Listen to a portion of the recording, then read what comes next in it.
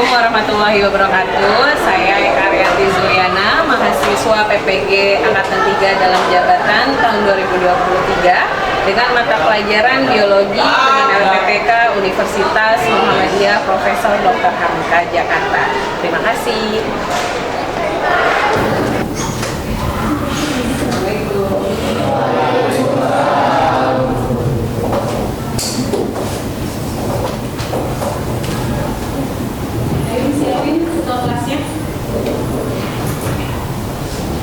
Bersiap. Sebelum mulai pelajaran, alangkah baiknya kita berdoa. Berdoa dalam hati, mulai. Berdoa selesai. Memberi salam. Assalamualaikum warahmatullahi wabarakatuh. Waalaikumsalam warahmatullahi wabarakatuh. Oke, saya akan dulu ya.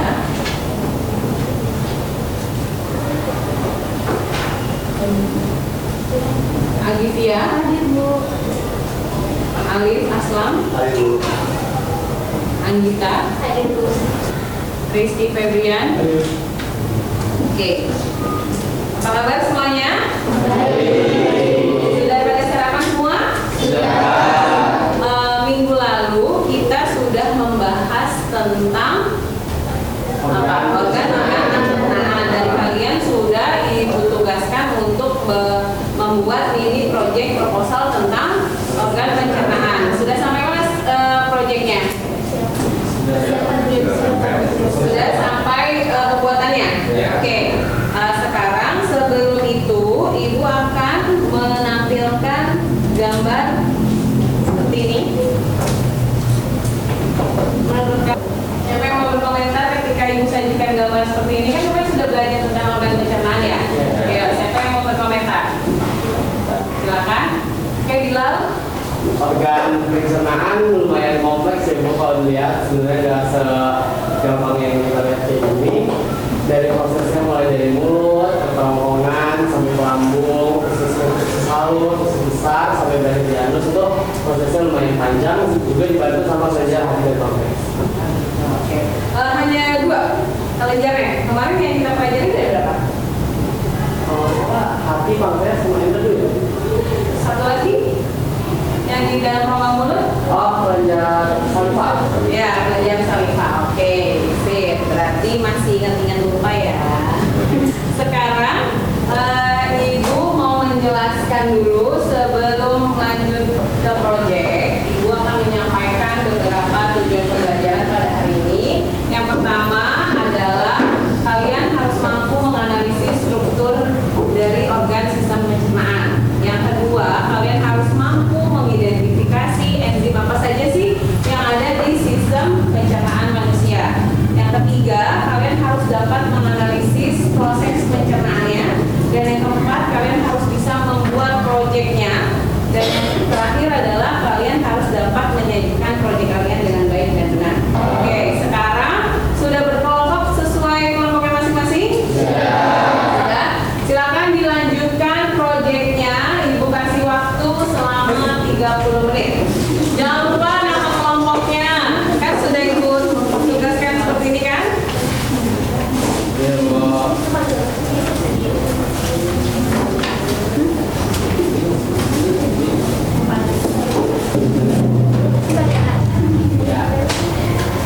Ada yang mengalami kesulitan dalam pembuatan proyek kali ini?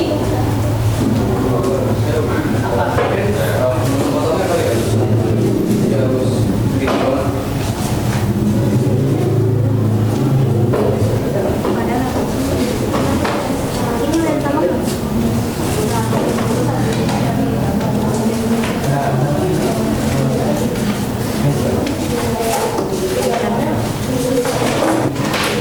Ada yang bawa cutter 2 kali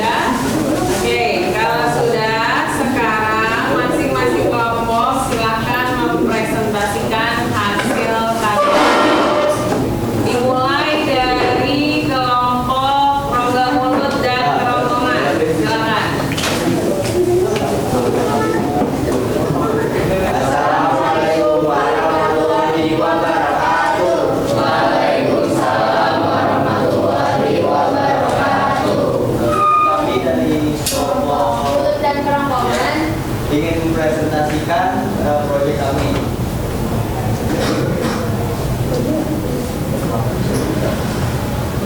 Apa itu mulut dan kerongkongan? Ya, tahu kan? Apa itu mulut dan kerongkongan? Mulut adalah bagian bawah dari anatomi sistem pencernaan manusia yang berfungsi untuk menghasilkan makanan agar lebih mudah dicerna oleh organ pencernaan lainnya.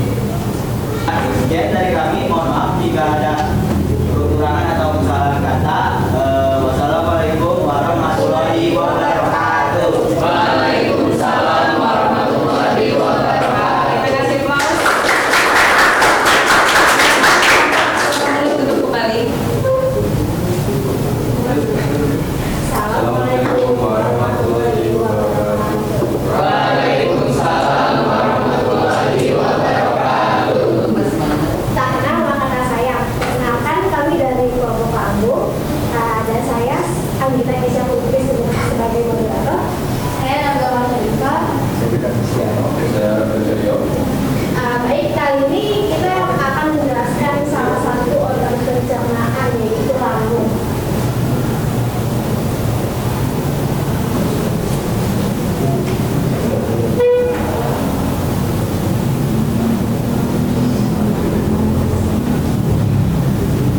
Pengertian lambung atau ventriculus merupakan organ seperti kaki berotot dan lambung yang terletak di sisi kiri bagian atas.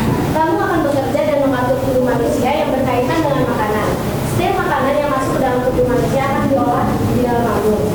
Hal itu yang menyebabkan semua bagian tubuh mendapat nutrisi yang baik atau buruk. Coba dilihatin proyeknya. Wow. Keren di situ. Ini yang tadi yang ada di PPP atau gimana?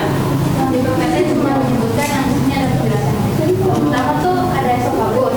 Saluran esofagus berfungsi untuk jalur masuk makanan yang berasal dari mulut.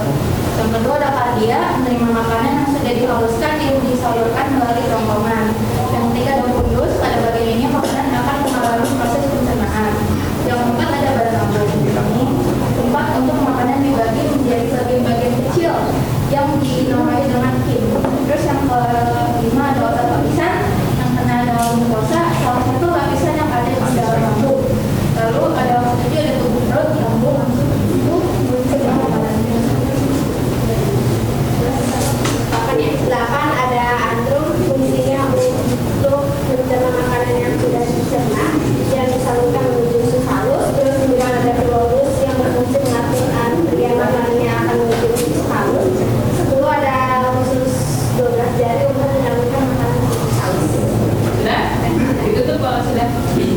Baik, sekian dari kelompok kami, kurang lebihnya mohon maaf. Wassalamualaikum warahmatullahi wabarakatuh. Waalaikumsalam warahmatullahi wabarakatuh. Kita beri tepuk tangan. Jadi,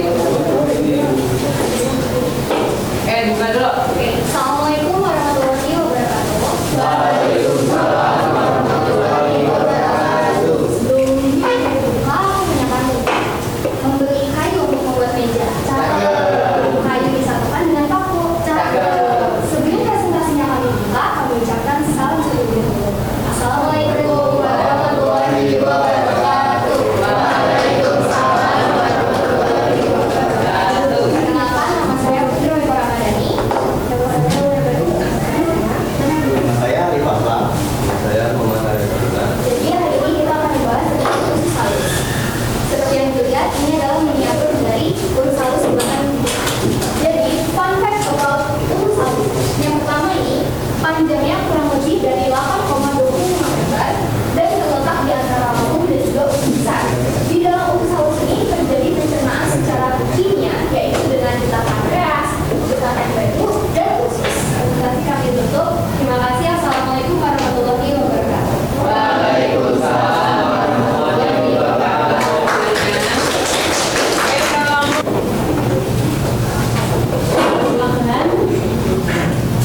Assalamualaikum warahmatullahi wabarakatuh. Waalaikumsalam warahmatullahi wabarakatuh. Kita dari kelompok khusus besar dan halus, kita akan memperkenalkan diri terlebih dahulu. Saya ada pada sekian dan tamunan. Saya Muhammad Radi Syabani. Saya Aizara Ibrahim, saya di Polisaudi. Ya, kali ini kita akan mempresentasikan tentang usus besar dan anus. besar.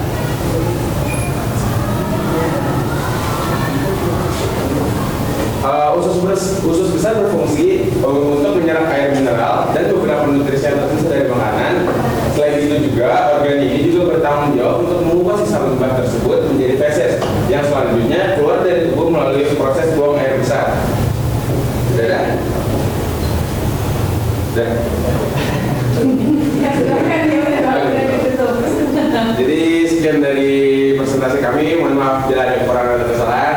Wassalamualaikum warahmatullahi wabarakatuh. Lanjut kelompok khusus besar dan anus. Kelompok terakhir ya. Ada kelenjar hati dan pankreas. Silakan maju ke depan. Assalamualaikum warahmatullahi wabarakatuh. Waalaikumsalam warahmatullahi wabarakatuh.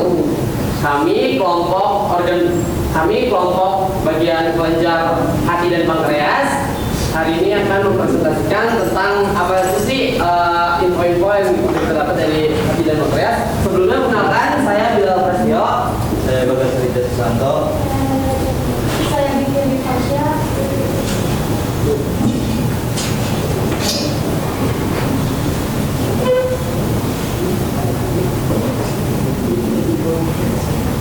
Seperti yang kita ketahui, hati dan pankreas adalah organ-organ yang terdapat pada sistem pencernaan. Meskipun begitu, hati dan pankreas bukan menjadi bagian dari saluran pencernaan, melainkan hanya sebagai organ yang membantu proses pencernaan tersebut, sehingga hati dan pankreas digolongkan sebagai kelenjar pada sistem pencernaan. Ada yang mau bertanya seputar hati dan pankreas?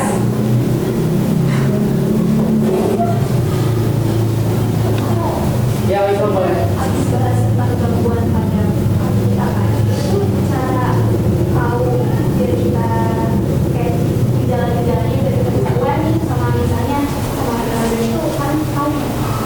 Makasih pertanyaannya Eko.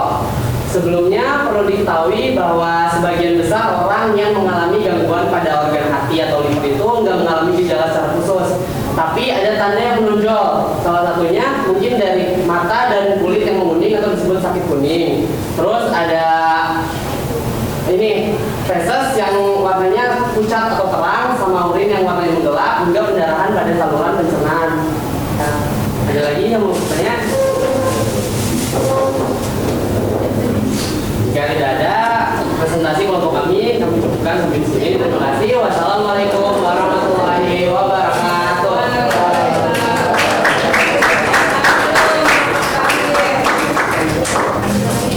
Oke, terima kasih kepada semua kelompok dari rongga mulut sampai dengan anus.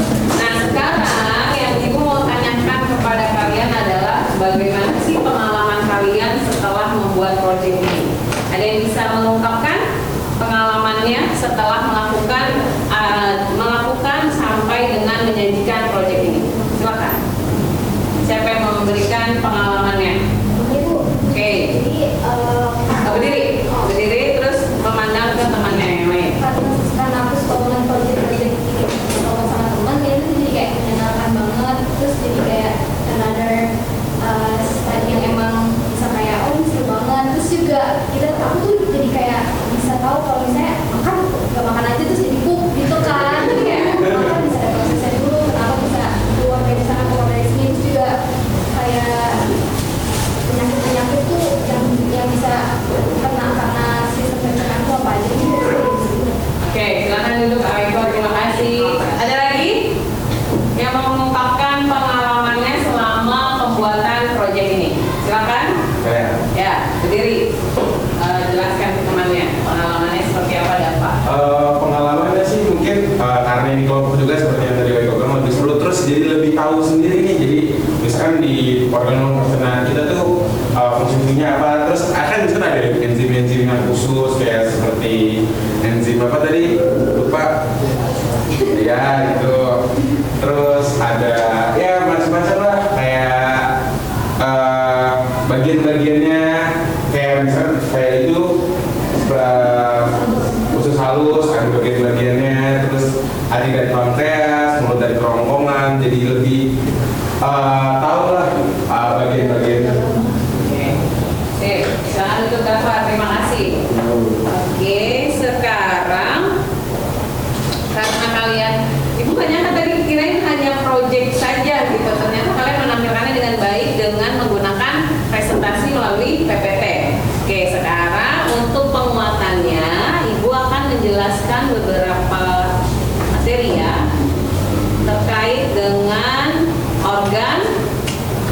pencernaan. Nah, ini adalah PPT yang Ibu buat terkait dengan organ pencernaan. Oke. Nah, ini adalah organ pencernaan pada manusia. Ternyata sebelum masuk ke dalam organ pencernaan, kalian harus mengenal apa sih proses pencernaan itu. Ya, proses pencernaan di sini adalah pemecahan molekul-molekul makanan. Dibagi menjadi dua, ada proses pencernaan secara mekanik dengan proses pencernaan secara kimiawi. Yang kalian ketahui kemarin, minggu lalu kita sudah melihat video. Di situ ada pencernaan mekanik, yaitu adalah proses pengubahan makanan dari bentuk kasar menjadi bentuk kecil atau bentuk yang lebih halus dengan menggunakan bantuan gigi yang ada di dalam mulut kalian. Itu yang secara mekaniknya. Tetapi untuk secara kimiawinya, yaitu adalah proses pengubahan makanan dari zat yang kompleks menjadi yang lebih sederhana dengan bantuan enzim. Seperti tadi, dimulai dari rongga mulut ada enzim apa? Enzim tireoid. Yang kedua ada enzim di dalam lambung. Enzim apa? Enzim pepsin, renin, dan HCl. Oke, selanjutnya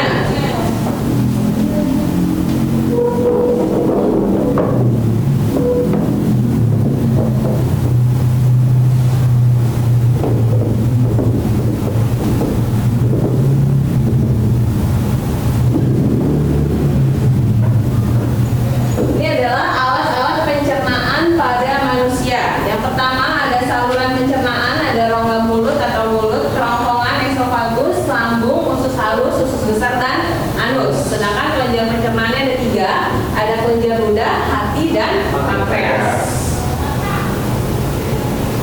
Nah, ini di dalam mulut terdiri dari gigi, lidah, dan kelenjar ludah. Seperti kalian kemarin sudah melihat video ya, sepotong roti akan masuk ke dalam mulut kalian, lalu akan dikunyah menggunakan gigi dan dibantu oleh lidah.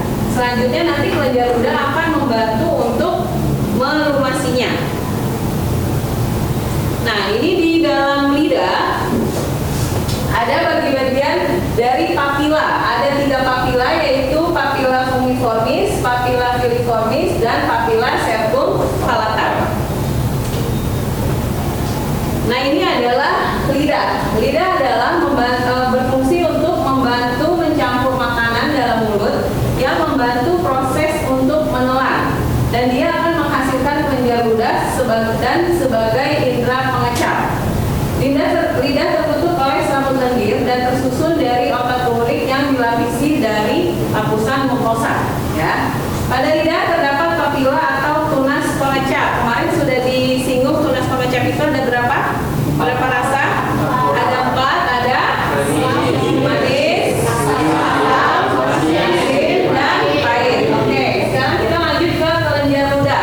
Kelenjar ludah itu dibagi menjadi 3 bagian. Ada kelenjar parotis, kelenjar submandibularis, dan kelenjar sublingualis.